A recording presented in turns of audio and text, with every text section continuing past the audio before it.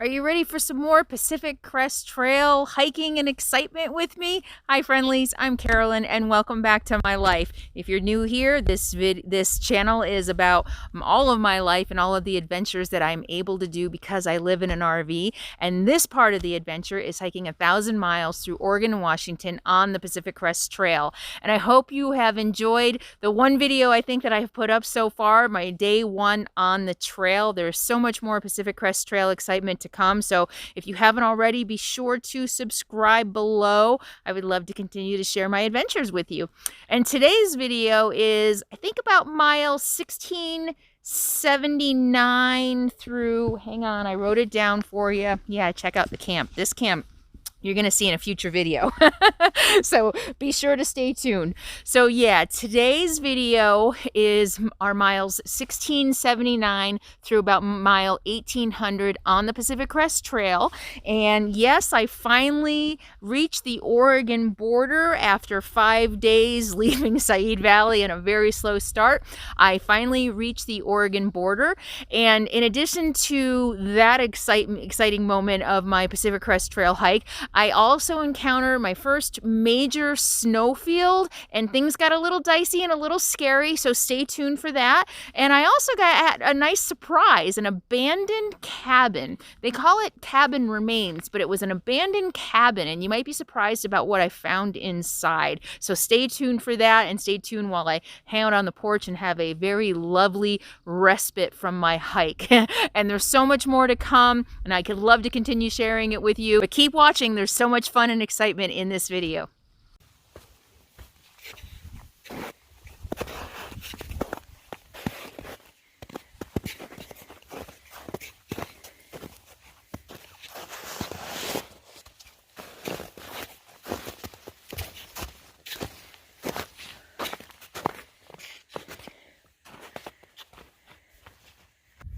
Day 5, morning 5. I haven't even been on the trail a half hour. My first snow. I had to go around it.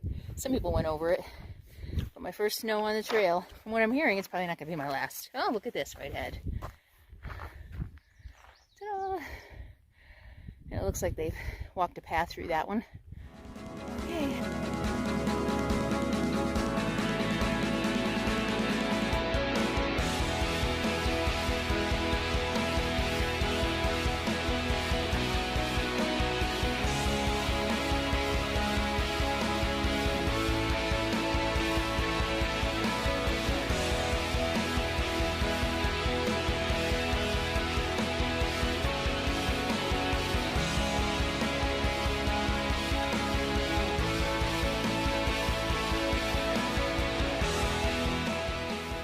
I'm at like 6,000 feet out in the middle of nowhere.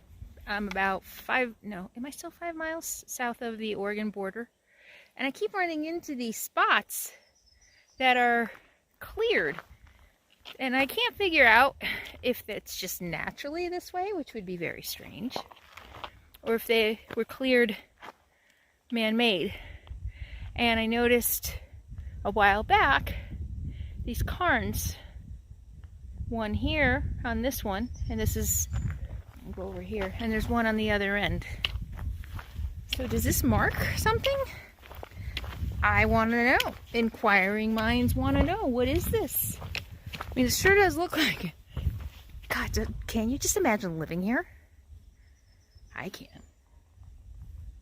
Except when it's buried under 10 feet of snow. It's beautiful. Maybe some of you know what this means.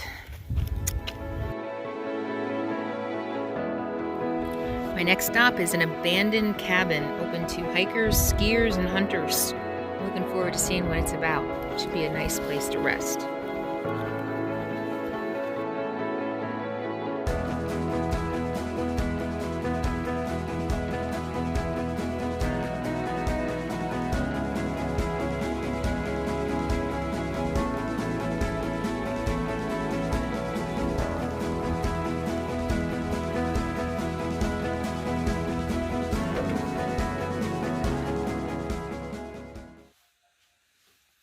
My first trail magic.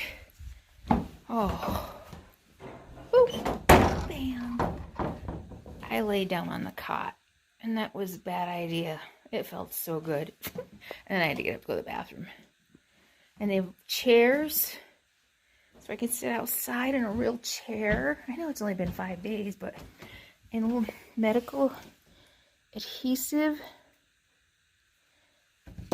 and stuff to heal you. I don't even want to know what that's for.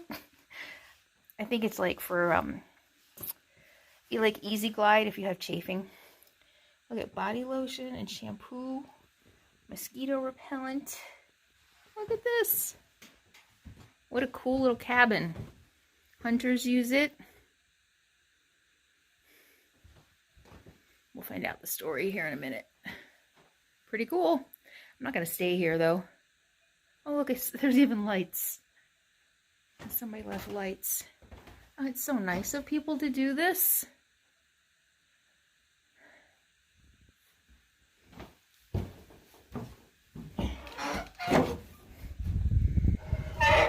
Yep, that's where I'm going to sit and take my break. Oh. Stories have it the original settler of this land, Frenchman Donna, was killed by Indians in what was called the Humbug War. But for centuries after that, settlers continued to graze their cattle up here, and this cabin was built in about 1935. Today, it continues to be repaired and maintained by the Offenbacher family for the cattle grazers that come up here, and there's cattle in the meadow down there, and for hikers and hunters. Thank you to the Offenbacher family. What a nice treat.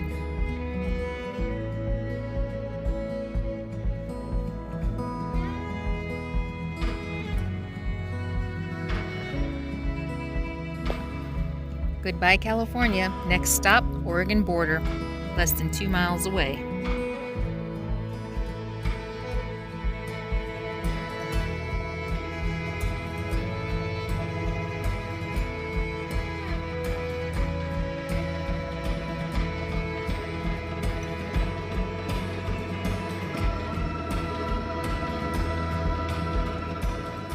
Goodbye, California. Hello, Oregon. You see it? Made it to Oregon. I don't know, 35 miles, I think. I think so. And it was a tough climb. I have another tough climb ahead of me, but it looks like there's a place to camp about a quarter of a mile up. So I think I'm going to call it a day. Gonna sign in. Oh, 37 miles to Said Valley. So I have hiked. Welcome to Oregon. Oh, there we are. Welcome to Oregon. Can you see? All right, Interstate 5, 28. Hyatt Lake, 51 miles. And my resupply is just south, I think, of Hyatt Lake. Oh, Canadian border is broken. Bummer. Well, I'll see signs like that. So, 28 miles to Interstate 5. That'll only take me 10 days to get there at the rate I'm going. Hopefully I'll get my hiker leg soon, and I won't be so slow. But right now, I don't care. I am just enjoying being out here. It is beautiful and quiet and serene, and it's been really nice. All right, see you soon.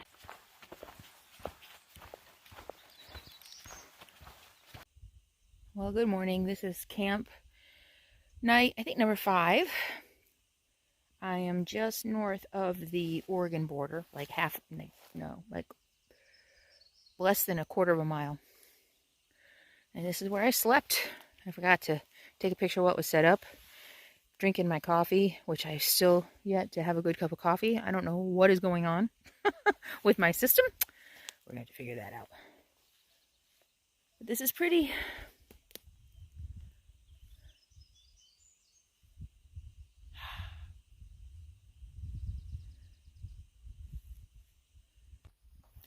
So I am hiking a lot slower than I expected. I don't know what I thought. I thought I'd be able to come right out and do 10, 12 miles a day because Oregon is easy, they say. And it's day 6 and supplies are running low.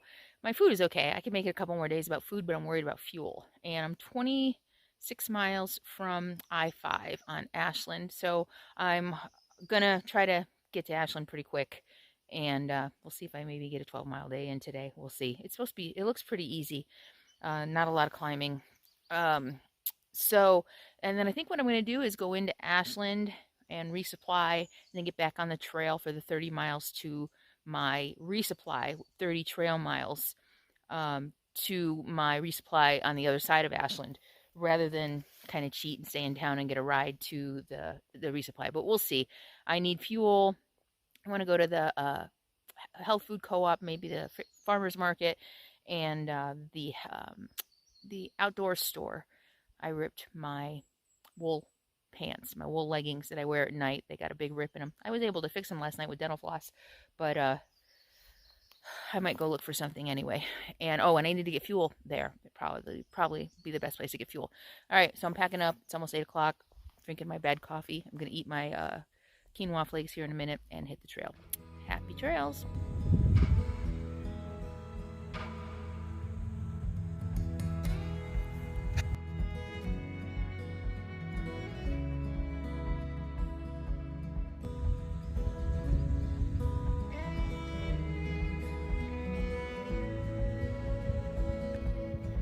Day 6, and I think I see Ashland behind me.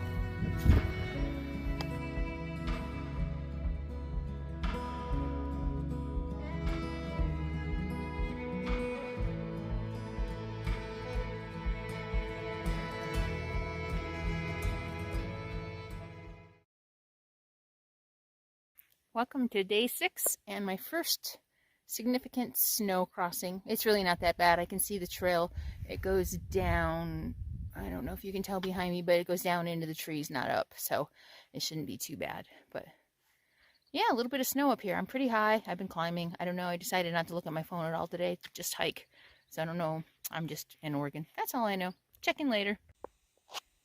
Okay, I lost it going down. I lost it right there. You can see the trail. And it's pretty steep and it's slushy. Everybody who came through here before probably went through before it started melting, which would have made it easier. And I was trying to get over that branch and I lost it. And you can see I slid down. And luckily this tree here, where are we? Luckily this tree here stopped me. So, yeah. I don't know if you can see, muddy. Not a big deal. But I think that means I should probably get some micro spikes while I'm in Ashland. That would have made that a lot easier. I slid a lot. So there's going to be a lot more snow up north.